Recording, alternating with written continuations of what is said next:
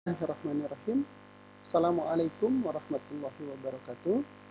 Izinkan saya hari ini saya akan menjelaskan mengenai manajemen pelayanan kesehatan, dan topik pada sesi ini adalah saya ingin membahas sedikit mengenai prinsip dasar manajemen. Ini menjadi payung dari manajemen pelayanan kesehatan, di mana prinsip dasar ini akan menjadikan prinsip-prinsip yang lainnya, sehingga pemahaman atas ini juga akan mendasari hal-hal yang lain di dalam manajemen pelayanan kesehatan ini. Untuk lebih lanjut, Anda semua bisa membaca buku saya, sudah terbit di situ, ada judulnya Buku Ajar Manajemen Pelayanan Kesehatan. Baik, kita lanjutkan, kita bahas satu persatu. Pertama, sebelum kita membahas mengenai manajemen pelayanan kesehatan, mari kita samakan persepsi dulu tentang apa itu manajemen.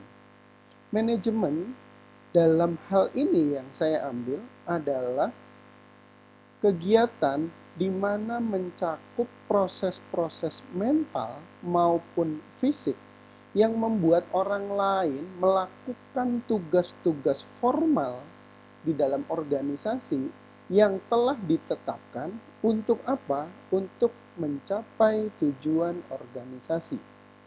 Nah, usaha ini adalah dikoordinasikan, diorganisasikan untuk mencapai tujuan spesifik, dan intinya adalah lewat aktivitas orang lain.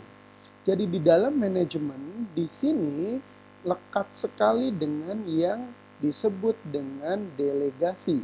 Karena kita tidak mungkin melakukan semua kegiatan sendiri, maka ada delegasi. Delegasi itulah yang secara spesifik bahwa pekerjaan dikerjakan lewat aktivitas orang lain. Jadi, kalau tidak ada delegasi, maka manajemen tidak akan berhasil dengan baik. Kemudian, setelah kita pahami tentang manajemen, kita samakan juga persepsi tentang definisi manajemen pelayanan kesehatan. Di mana manajemen pelayanan kesehatan adalah kegiatan atau proses-proses mental maupun fisik yang mendorong aktivitas orang lain dilakukan untuk menentukan dan mencapai tujuan yang telah ditetapkan, dan dalam hal ini adalah di dalam pelayanan kesehatan. Jadi sederhananya bagaimana kita menggunakan konsep manajemen di dalam pelayanan kesehatan. Kemudian dengan adanya manajemen, maka kita juga harus memahami mengenai peran-peran dasar dari manajemen.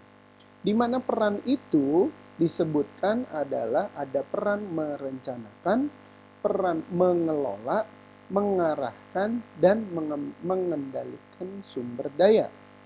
Secara grafik maka disebutkan seperti ini.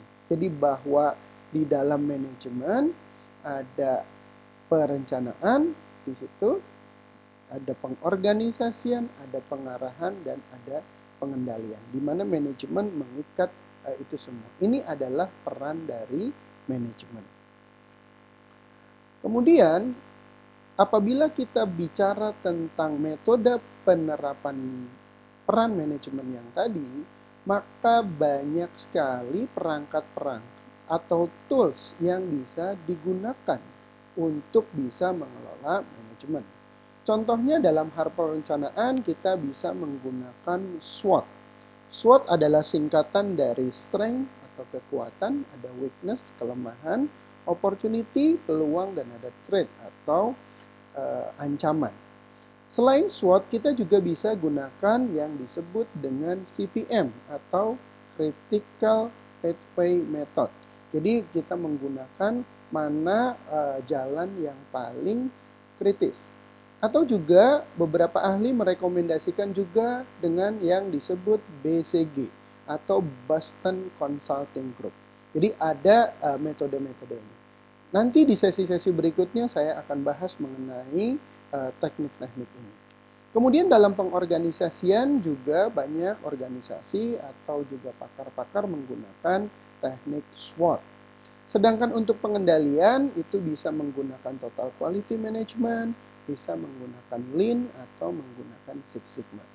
Jadi kita sampai hari ini kita harus pahami dulu mengenai metode-metode ini, baru nanti kita akan lanjut ke sesi yang lainnya. Baik, untuk memahami lebih lanjut, jadi Anda harus juga menyelesaikan kuis ini, di mana nanti jawabannya harap dimasukkan ke dalam link yang sudah saya siapkan pada sesi diskusi nanti. Nah, pertanyaannya adalah mengapa fungsi manajemen itu saling berhubungan satu sama lain. Silakan Anda jawab seluas-luasnya sesuai dengan apa yang Anda ketahui. Kemudian nanti kita akan diskusi juga mengenai aplikasi manajemen pelayanan kesehatan ini di dalam bidang kesehatan, yaitu di dalam klinik kesehatan, di puskesmas, di apotek, dan juga di rumah sakit. Mudah-mudahan kita nanti bisa akan mengeksplor lebih lanjut dan kita bisa berdiskusi dua arah mengenai hal ini sehingga pemahaman kita akan jauh lebih baik. Terima kasih, itu saja yang bisa saya sampaikan untuk sesi kali ini. Apabila ada hal-hal yang perlu penjelasan lebih lanjut atau diskusi lebih lanjut, bisa hubungi saya silahkan lewat email atau lewat WhatsApp sesuai yang tertera di layar. Terima kasih. Billahi taufiq wal hidayah. Assalamualaikum warahmatullahi wabarakatuh.